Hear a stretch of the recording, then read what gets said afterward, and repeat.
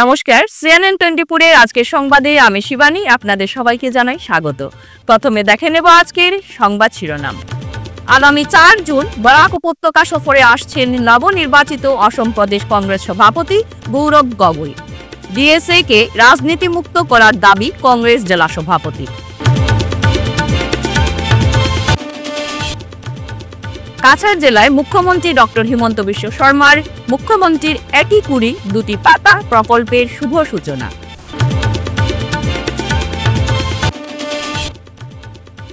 7 দিন ধরে নিখোঁজ কাশীপুরের যুবক, উৎকণ্ঠায় পরিবার।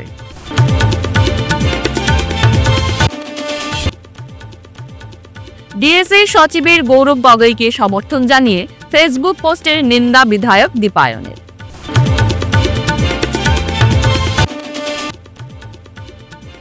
রোটারি ক্লাব অফ গ্রেটারের সামাজিক কাজকর্মের প্রশংসা করলেন বিধায়ক দীপায়ন। সমাজের বিভিন্ন জনকে রোটারি এক্সেলেন্স অ্যাওয়ার্ড 2025 সম্মান প্রদান। এবারে আজকের বিস্তারিত সংবাদ। আগামী 4 জুন বরাক উপত্যকা সফরে আসছেন নবনির্বাচিত অসম প্রদেশ কংগ্রেস সভাপতি গৌরব গগৈ। ওই দিন বেলা 1:30 শিলচর কুম্ভীরগ্রাম বিমানবন্দরে পৌঁছবেন কংগ্রেসের নতুন সভাপতি তথা জোরহাটের সাংসদ গৌরব গগৈ।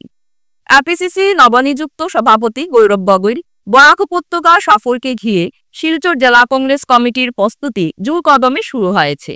শুক্রবার দলীয় কার্যালয়ে আয়োজিত এক সাংবাদিক সম্মেলনে জেলা কংগ্রেস সভাপতি অভিজিৎ পাল প্রস্তুতি পর্বের বিস্তারিত তথ্য তুলে ধরেন।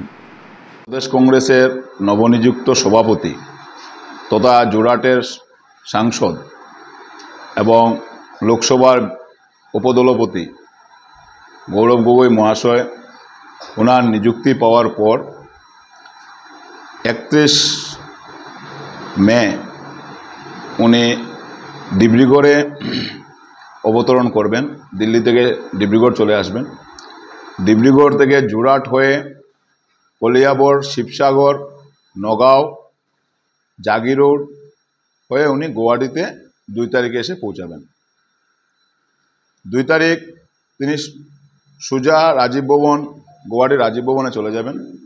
সেখানেই ওনাকে দায়িত্ব হস্তান্তর করা হবে এবং গতকালকে উনি ইচ্ছা প্রকাশ করেছেন যে যেহেতু উনি দায়িত্ব নেওয়ার আগ মুহূর্তেই আপার আসাম হয়ে মিডিল আসাম হয়ে উনি জনগণের আশীর্বাদ নিয়ে এবং কংগ্রেস কর্মীদের সাথে সবার সাথে মিলিত হয়ে উনি গুয়াহাটিতে আসবেন। বরাক উপত্যকা যেহেতু এই রাস্তাতে নাই, বরাক উপত্যকা যেহেতু মানচিত্রে একটা সাইট, তাই উনি বলেছেন দায়িত্ব নিয়েই আমি বরাক উপত্যকায় আসতে চাই এবং 4 তারিখে উনি আসবেন বরাকে এবং বরাক উপত্যকাতে উনি গুয়াহাটি থেকে বিমান যুগে উনি 1:30টায় এসে পৌঁছাবেন এবং তিনি সিধা শিলচর ইন্দিরা ভবনে এসে পৌঁছাবেন।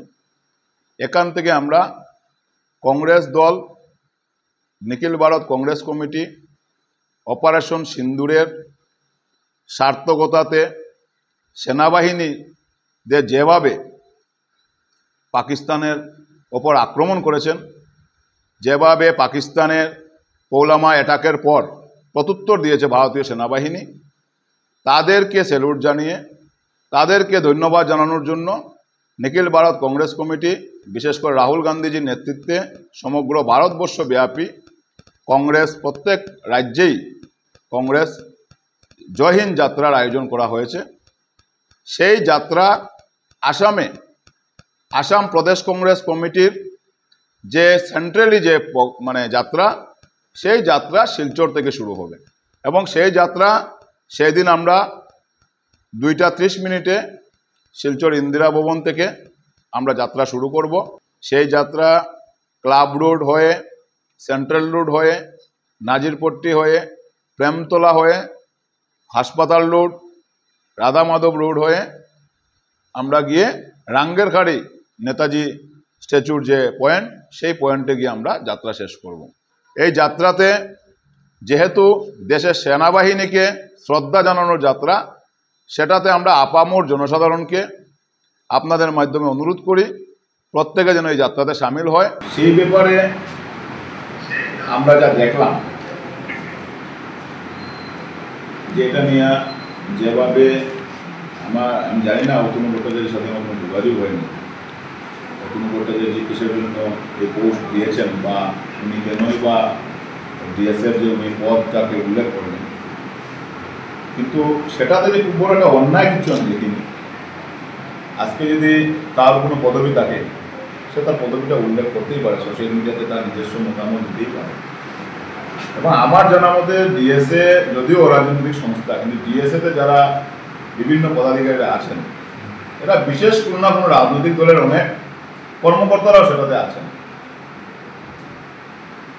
এবং সেই ব্যাপারে যেভাবে দেখলাম যে শিলচরের বিধায়ক সেটা নিয়ে উনি সাংবাদিক সম্মেলন করবেন, যদি এটা অরাজনৈতিক সংস্থা হয় তাহলে শিলচরের বিধায়ক এটার মধ্যে কীভাবে ইন্টারফেয়ার করলেন সেটা নিয়ে আমার প্রশ্ন।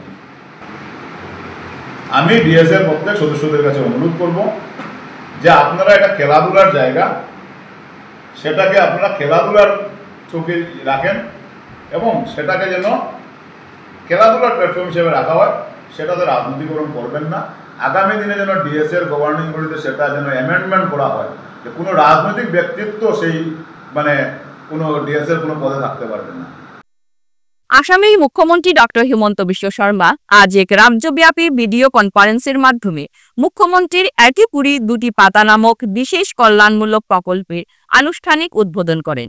ওই প্রকল্পের আওতায় রাজ্যের ৭,৫,৭১৩ জন চা বাগান শ্রমিক ও কর্মচারী প্রত্যেকে ৫,০০০ করে এককালীন আর্থিক সহায়তা পাবেন।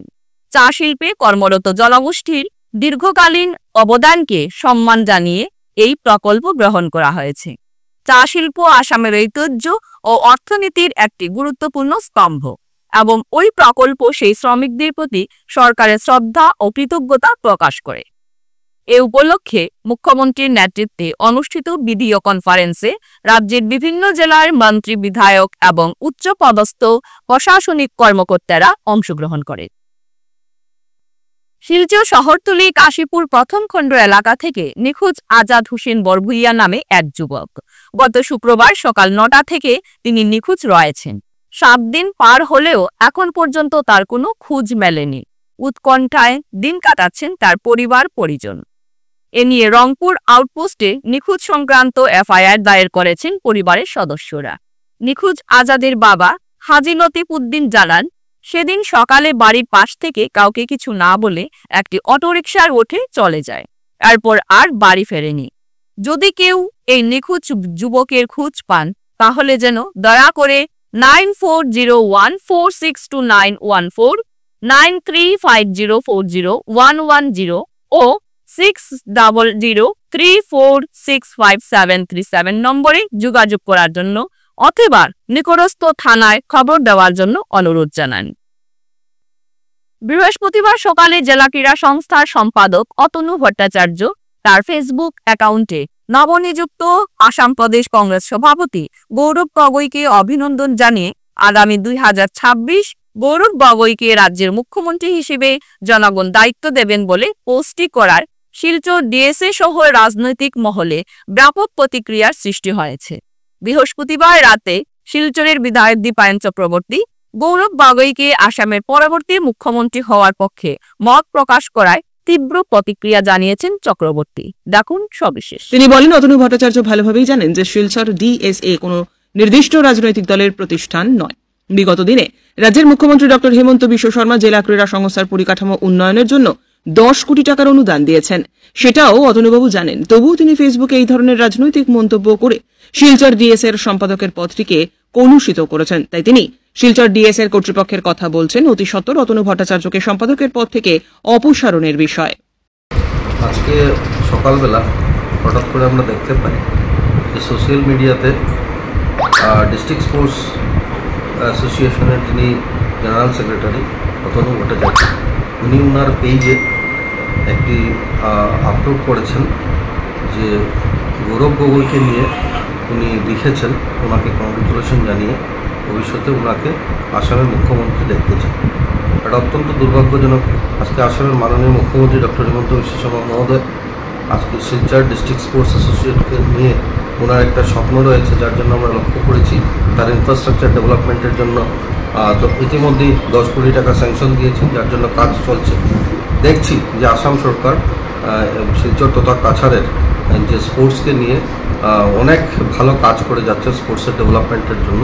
সেখানে দাঁড়িয়ে আজকে এই কথা বলা এটা অত্যন্ত দুর্ভাগ্যজনক, যার জন্য আজকে আমি দুপুরে আমার ডিস্ট্রিক্ট স্পোর্টস অ্যাসোসিয়েশনের সম্মানিত পদাধিকারী তাদের সাথে আমি কথা বলি এই বিষয় নিয়ে, আর এক বাক্যে সবাই সেটা বলেছেন যে এটা অত্যন্ত দুর্ভাগ্যজনক, নিন্দা করেছেন। সাথে সাথে সবাই ওনারা লিখে দিয়েছেন প্রেসিডেন্টের নিকট যে অতি সত্বর ওনাকে ওনার পদ থেকে সরিয়ে আগামী দিনে ইতিমধ্যেই অন্য কাউকে যাতে দায়িত্ব দিয়ে তার যে টেনিয়র বাকি যে কটা দিন রয়েছে সেটাকে ভালো করে কাজের জন্য অন্য কাউকে দায়িত্ব দেওয়া।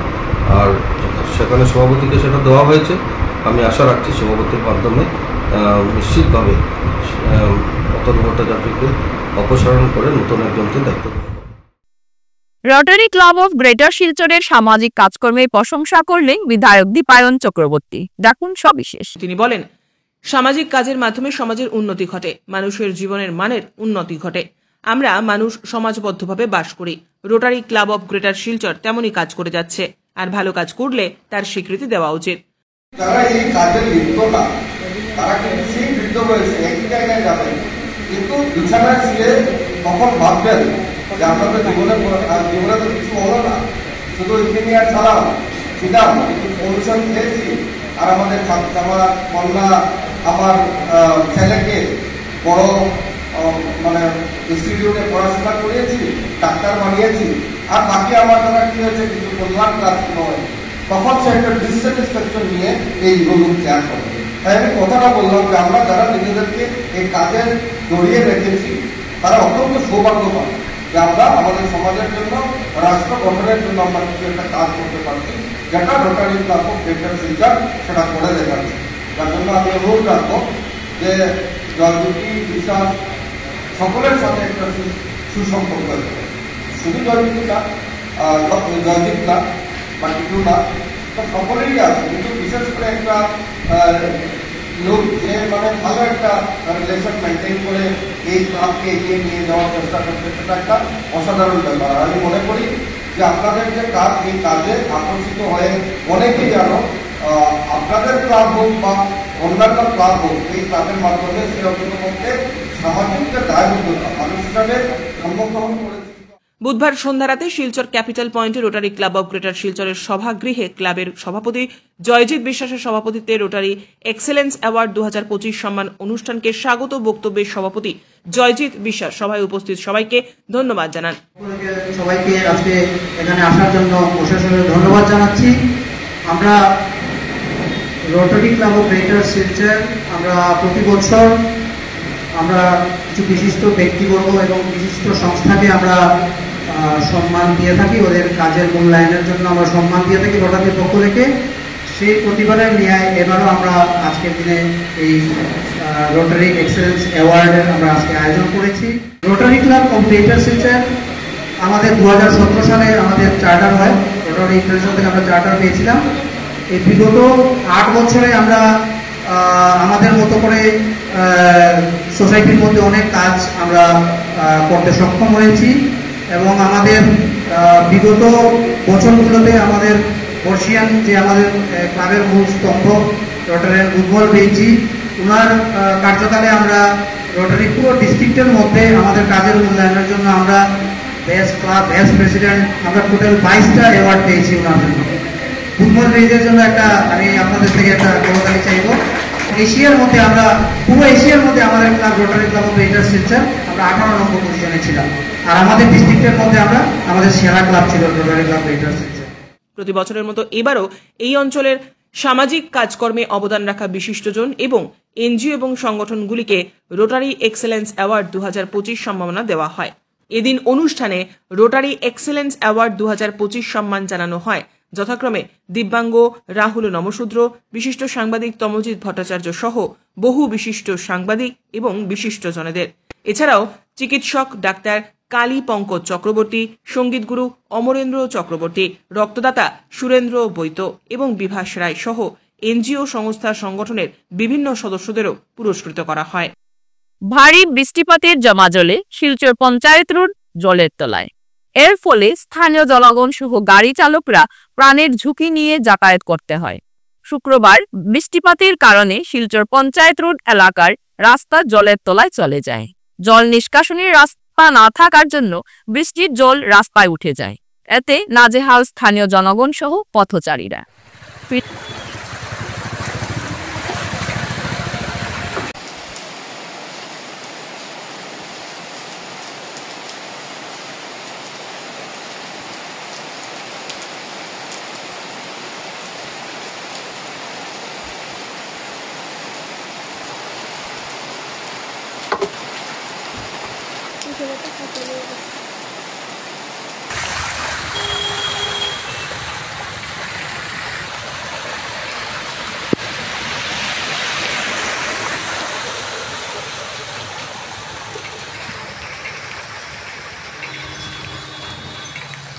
একটি বিরতির পর আপনারা সঙ্গে থাকুন। Welcome to DRG Dream School, where dreams take flight. Managed by the prestigious Ramanuj Gupta Memorial Charitable Trust, we bring world-class education right here in Silchar. DRG Dream School. We step into the classrooms which are designed to inspire. We are located in an eco-friendly environment and cutting-edge facilities. We will ensure that every child strives in the best possible way.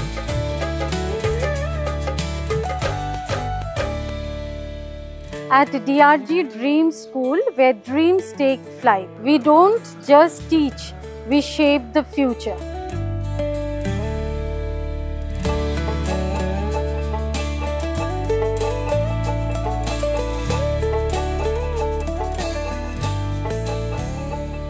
With hearts full of wonder, we learn and we play.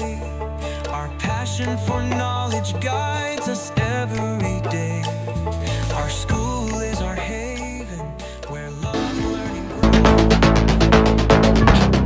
Dear parents, students and well-wishers, you all know Vivekananda Senior Secondary School, also known as Vivekananda Junior College, was established in 2003 at Chenkuri Road, Silchar, pin code 788007, having science, arts, commerce streams. Every year in HS examination, our students have been passing out with positions, distinctions, star marks, and huge numbers of letters.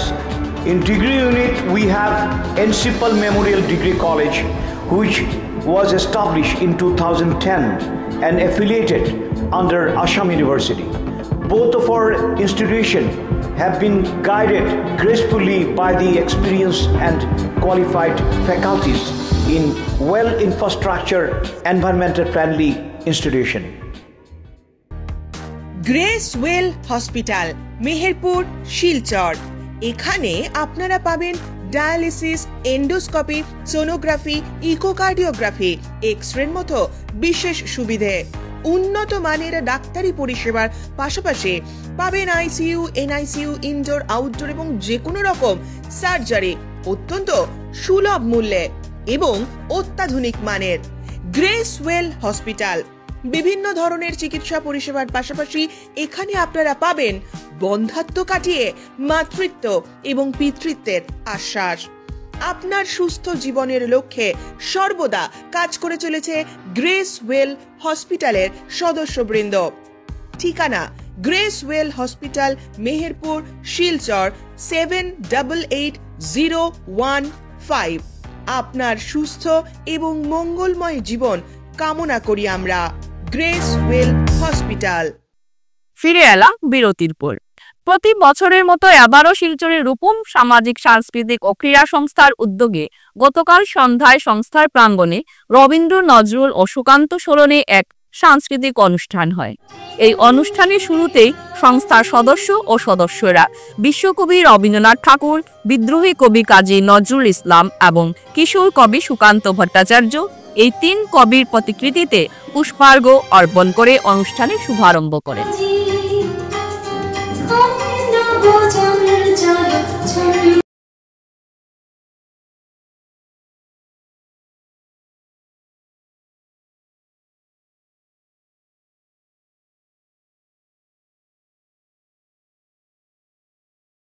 রবীন্দ্রসঙ্গীতের মাধ্যমে মূল অনুষ্ঠান শুরু হওয়ার পর বিভিন্ন ধরনের শিল্পীরা এই 3 কবির নানান রকমের গান, আবৃত্তি ও নৃত্য পরিবেশন করেন।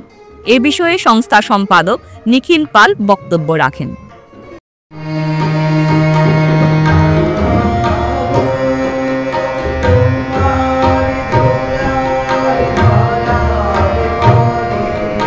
বাজে রে মো বাজি বাজে রে, দগ্ধ মেঘে রন্ধ্রে রন্ধ্রে দীপ্ত বনন মাঝে। ভৈরব তুমি কি বেশে এসেছ, ললাটে ফুসিসে নাগিনী, রুদ্র বিনাই একই বাজিল সুপ্রভাতে রাগিনী।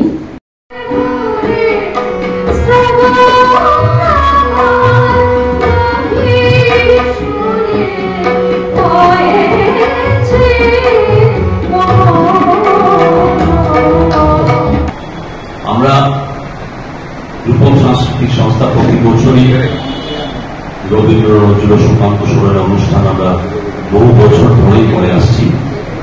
এবছর ব্যতিক্রম হয়নি। আমরা যদিও 2-1 দিন আগে করার কথা ছিল, কিন্তু নানা কারণে আজ আমরা করতে বাধ্য হচ্ছি। তো আজকে এই অনুষ্ঠানে আমাদের রূপমের সদস্যরা যারা আছেন প্রত্যেক সদস্যরাই তাদের কেউ আবৃত্তি, নৃত্য এবং গানের মাধ্যমে আমাদের সবাইকে শ্রদ্ধা জানাবেন। সেই সঙ্গে রূপম সাংস্কৃতিক সংস্থার কার্যকলাপ আপনারা সবাই জানেন। সামাজিক কর্মকাণ্ডের সঙ্গে সঙ্গে আমরা সামাজিক সাংস্কৃতিক ক্রীড়া জগতেও আমরা দীর্ঘ 62 বছর ধরে আমরা আপনাদের সবার সাহায্য সহযোগিতা এবং গুরুজনদের আশীর্বাদ পাথরে করে আমরা এগিয়ে চলেছি।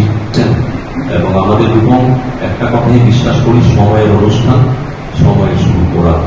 এটা আমরা দীর্ঘ কয়েক বছর ধরেই আমরা এটা চালিয়ে নিয়ে যাচ্ছি।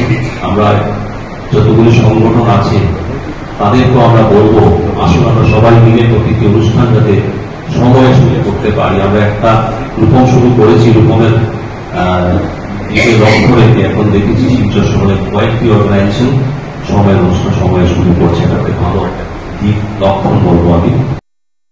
নিরীহ ব্যক্তিকে ফাঁসানোর চেষ্টা করেছেন মৃত গৃহবধূর বাবা, বাড়ির লোকেরা। অভিযোগ পাড়া প্রতিবেশী ও স্বামীর পরিবারে। পাড়া প্রতিবেশীরা অভিযোগ করে বলেন, মেয়ে দীর্ঘদিন অসুস্থ থাকলেও একটিবারের জন্যও দেখতে আসেননি পরিবারের লোকেরা। মেয়ের মৃত্যুর পর মেয়ের বাড়ির লোকেরা উল্টোপাল্টা বক্তব্য দিয়ে ছেলের বাড়ির লোকেদের ফাঁসানোর চেষ্টা করছেন। এমনই অভিযোগ করছেন ছেলের বাড়ির আশেপাশের লোকজন। তারা বলেন, ছেলে রিন্টু দেব একজন সহজ সরল নিরীহ ব্যক্তি, নিজের স্ত্রীকে প্রচুর ভালোবাসতেন। স্ত্রী অসুস্থ হওয়ার পর সেবা যত্নও করেন। স্ত্রীকে সুস্থ করে তোলার জন্য তিনি এবং তার পরিবারের লোকেরা আপ্রাণ চেষ্টা করেন, কিন্তু মেয়ের বাড়ির লোকেদের থেকে কোনো সহযোগিতা পাননি। ফ্লাডের থেকে অসুস্থতায় রিসেন্টলি খুব বেশি অসুস্থ হওয়ার কারণে মেডিকেল অ্যাডমিট করছে। তারপর 3 নম্বর দিন এক্সপায়ার হয়ে গেছে। তারপর সব আমরা জানি, আমরা যাইতাম শ্মশানে, তারা ঘরে আনছে। আনার পরে তারা বোনরা আইতো করিয়া 3টা 3:30 বাজে তারা আইসে। হঠাৎ করে দেখা যায় পুলিশ নিয়ে আই গেছে। কি ব্যাপার, যে তারা বলে বউটারে মারধর করছে এসেট্রা এসেট্রা। তখন আমরা পাড়ার মানুষরা কইলাম যে আমরা তো জানলাম না, কারণ তারা একটা ফ্লোট পারই আমার ঘর। তো তারা যেটা এর মধ্যে তো এগুলো সব শেষ হলে তারা পোস্টমর্টম করলো। তারপরে কালকে রাতে দেখা গেল যে কয়েকটা নিউজ চ্যানেলে যে পাড়ার মানুষে কইছে যে বউরে মারধর হয়েছে, বাচ্চারা মারধর করা হয়েছে। আপনার হিসেবে এটা মিথ্যা? এটা টোটালি মিথ্যা কথা। কারণ যে মেয়ে লোকটা মারা গেল অলরেডি অসুস্থ আছে। একটা আমার পাড়ার মধ্যে একটা মানুষ দেখাইতে পারত না কেউ যে এরকম স্টেটমেন্ট দিছে। স্ত্রী মারা যাওয়ার পর তিনি বর্তমানে এক শিশু কন্যা নিয়ে অসহায়, যদিও তার পরিবারের লোকেরা এবং পাড়া প্রতিবেশীরা তার পাশেই রয়েছেন। এটা তো একদম মিথ্যা অভিযোগ। কারণ আমি নিজের চোখে 13 তারিখে সিভিল হসপিটাল লইয়া গেছে বউটারে, জামাইটারে দেখি আমি চিনলেছি। আমিও গেছিলাম অন্য ডাক্তার দেখানে, অন্য আরেকজনে নিয়া, আমার বঞ্জি একটারে নিয়া। তখন আমি দেখছি তারারে দেখি আমি বলছি তাইছে। তখন সিভিলের মধ্যে আবার কাট লাগে, এটা লাগে। তখন আমি কাউন্টারও দিয়া মানে সবে সরাইছি ভিড়। আমি বলছি একটা পেশেন্ট তোমার শরীর খারাপ তাই তোমরা কার্ড দাও তাড়াতাড়ি, তখন কার্ড দিছে, দেওয়ার পরে তারা দেখাইছে ডাক্তার, তোমরা ডাক্তার দেখাইয়া তোমরা উঠে যাও। কিন্তু আমরা পাড়ার লোক তারা আমরা সবসময় চিনি, তারা এইরকম মানুষরা যে বধূ নির্যাতন করবেন, এটা অরিজিনালি অসুস্থ। উল্লেখ্য, শরৎপল্লী উত্তরাঞ্চলের নেতাজি লেনে সরস্বতী দেব নামে এক গৃহবধূ বেশ কিছুদিন অসুস্থ থাকার পর শিলচর মেডিকেল কলেজে মারা যান বুধবার সকালে। সেই ঘটনাকে কেন্দ্র করে মেয়ের বাড়ির লোকেরা সংবাদ মাধ্যমে ভুলভাল বক্তব্য দিয়ে স্বামীকে ফাঁসানোর চেষ্টা করছেন। কিন্তু আশ্চর্যের বিষয় হল, অসুস্থ থাকাকালীন মেয়েকে একটিবারের জন্য দেখা করার প্রয়োজনীয়তা বোধ করেননি মেয়ের বাড়ির লোকেরা। খুব অসুস্থ, যেরকম জায়গাঘরের মানুষও মানে হইতো না কেউ ওইরকম, যেরকম মানে তার বউরে বালা পায়, এটা কেউ হতো, তাই লেট্রিন করতো, পেচ্ছাপ করতো, সব তাই পরিষ্কার হতো। তারা বইনিতে একদিন গিয়ে দেখছে, তারা রবিবার দিন খবর দেওয়া হয়েছে, সোমবার দিন তাই নিয়ে মেডিকেল করতে পারেন। তারা বাড়ি চিনি, বাড়ি গিয়ে কেউ পাইছে না, আমার ছেলে গেছে, আমার দেওয়ার গেছে, সবই গেছে।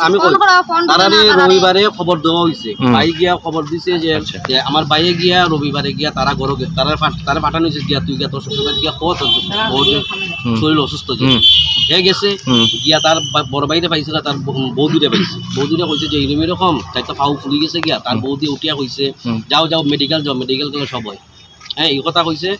কইয়া একটা বারের লেগে আমরা তো সব মেডিকেল পরের দিয়ে হেল হয়ে গেছে, আমার মা গেছে, হে গেছে গিয়ে অ্যাডমিশন করানো হয়েছে। একটা বারের লেগে তারা খবর করছে না ইয়া যে আয়া যেন হে যেন কইছে তার বউয়ের অসুস্থ। আয়া তো আমি দেখতাম না, তারা বইন্দ্র ভাইয়া থেকে মেডিকেল থেকে যখন ডিসচার্জ লই আই, তখন তারে আমি কইছি তোর শ্বশুরবাড়িটা কোন জায়গা, তোর সম্বন্ধে কোন জায়গা থাকে। এ কইছে রবীন্দ্রসরণী থাকে। আমি আমার বাতিজারে লইয়া রবীন্দ্রসরণী গেছি, গিয়া তারা ঘর বাই করছি, ঘর দিকে তালা মারা। তারা লাগা করে একজন ব্রাহ্মণ থাকে, তাইনটা আমি চিনি। তাইনটা কইলাম যে তারা কইলে তারা গেছে বড় দুর্গা মন্দিরও। আমি কইছি তারা একটু ফোন নাম্বারটা দিন না, একটু তাইনের বাইরে ফোন করতাম, তাইনের বোন মারা গেছে। ফোন নাম্বার দিছে, তাইনের ফোনেও লাইনই ঢুকে না। তারপরে তাইনটা কইছি একটু আইলে কইবাইন যে তার বোনটা মারা গেছে, একটু তাড়াতাড়ি ইমার্জেন্সি যাওয়ার লেগে তারা কন্ট্যাক্ট পাওয়া যান না। এরপরে বহুত কষ্ট করি আমার ওই যে বাতিজা একটাই তার আরেকটা বোনের নাম্বার করতে লইছে, লইয়া ওই বোনটা জানানো হয়েছে। এটা কটার সময় জানানো হয়েছে? সময়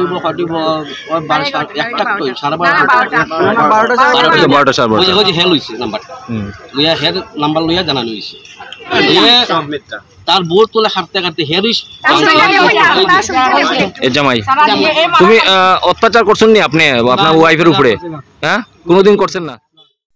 লক্ষ্মীপুর সমজেলার বিভিন্ন বিভাগে উন্নয়নমূলক কাজকর্মের পর্যালোচনা বৈঠক করলেন রাজ্যের খাদ্য ও অসামরিক সরবরাহ বিভাগ ও গ্রাহক বিষয়ক, খনি ও খনিজ এবং বরাক উপত্যকা উন্নয়ন বিভাগের মন্ত্রী কৌশিক রায়। দেখুন সবিশেষ। বৃহস্পতিবার লক্ষ্মীপুর সম জেলা কার্যালয়ে সংশ্লিষ্ট বিভাগের আধিকারিক এবং ঠিকাদারদের সাথে বৈঠকে মিলিত হয়ে নিম্নলিখিত প্রকল্পগুলির পর্যালোচনা করেন। লোক নির্মাণ বিভাগ, লক্ষ্মীপুর সম জেলার অসম মালা, মুখ্যমন্ত্রী উন্নত পকিপথ এবং মুখ্যমন্ত্রী পকিপথ, চা বাগানের রাস্তা সহ বিভিন্ন রাস্তা কাজের অগ্রগতি ও পরিকল্পনা, সাথে সাথে রাস্তার গুণগত মান নিয়েও পর্যালোচনা করেন। লোক নির্মাণ ভবন বৃহস্পতিবার বিকেলে লক্ষ্মীপুর সম জেলা কমিশনের কনফারেন্স হলে মন্ত্রী কৌশিক রায়ের সভাপতিত্বে একটি বৈঠকে 100 শয্যা বিশিষ্ট জেলা হাসপাতাল, চা বাগান মডেল মাধ্যমিক বিদ্যালয়, জগন্নাথ মন্দির এবং স্কিল সেন্টার ও বিভিন্ন নির্মাণাধীন কাজের অগ্রগতি নিয়ে পর্যালোচনা করেন। বিদ্যুৎ বিভাগ অর্থাৎ ঝড় বৃষ্টির মরশুমে যাতে বিদ্যুৎ সরবরাহ ঠিক থাকে ও গ্রামীণ বৈদ্যুতিকরণ সহ বিভিন্ন সমস্যা নিয়ে তারা পর্যালোচনাও করেন। বৈঠকে সম জেলা কমিশনার সহ বিভিন্ন বিভাগের আধিকারিকেরা উপস্থিত ছিলেন। আজকের সংবাদ এ পর্যন্তই। নমস্কার।